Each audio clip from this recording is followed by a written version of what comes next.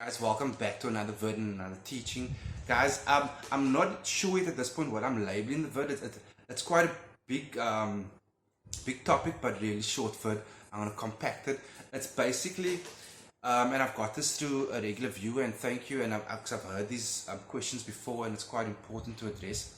Can entity mislead us? And how to recognize if it is the wrong entity you actually call forward into your life. Okay, so I will think of a title on that, but before that, guys, if you like the vid and teaching, show the like, share the vid. Okay, and if you need any of my services, whether it's a consultation with me one-on-one for an hour to discuss pretty much anything you like, a specific case to you, a teaching, any of my spells you require, which are very personal and one-on-one designed, my tarot readings, you hit me up. Okay, so let's just chat a bit about this. Like, can entity mislead us? How to recognize if it is a incorrect entity that's coming forward? Yes, entity most certainly can mislead us. Entity can go as far as fooling us, tricking us, causing us great harm. Whether it's the entity we called upon, and more specifically, in a lot of cases, when it's entities you have not called upon, they not will, but they can mislead you, and it's happened, and it will probably continue to happen. So this vid is just some things you need to know about this thing. Okay, so firstly, knowledge. When you're going to reach out to an entity, try and obtain some knowledge first, whether through my words if you like, or through some other source. That's fine, but have at least a little bit of knowledge about the entity.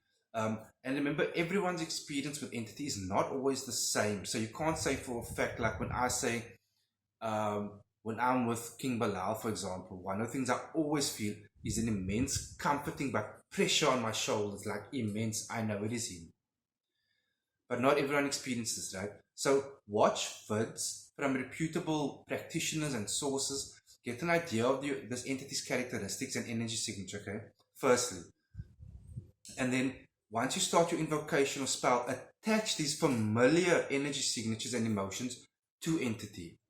And if you feel something that's completely contradictory coming through, that's one sign it's most likely not the entity you call upon, or something else is coming through. Another thing, once you do an invocation and you go in at it, you go in at it, you go in at it, spell, you go in at it, you go in at it, go in at it, and you put in your all into it, but you're still not sure what you're feeling or what you're sensing, and that happens a lot at first, which is fine, guys. Just keep on going. Your senses will become more and more sensitive and aware.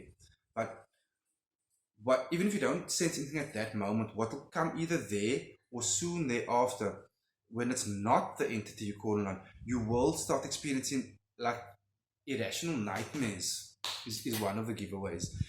Struggling to breathe in at various times of the day and night. It's highly likely it's an entity you did not call upon. Extreme fear and frightfulness that's like really almost like random. Okay, those negative, extremely low vibrations are big signs. Okay, and once you're in invocation and you feel some sort of resonance there, right? But you're not quite sure what you're feeling or what the emotions are or what the energy is. Ask something small, but something very specific. And if something completely contradictory comes through to you that you completely feel is contradictory, again, it's most likely not that entity. Other physical traits that you'll feel that shouldn't be there.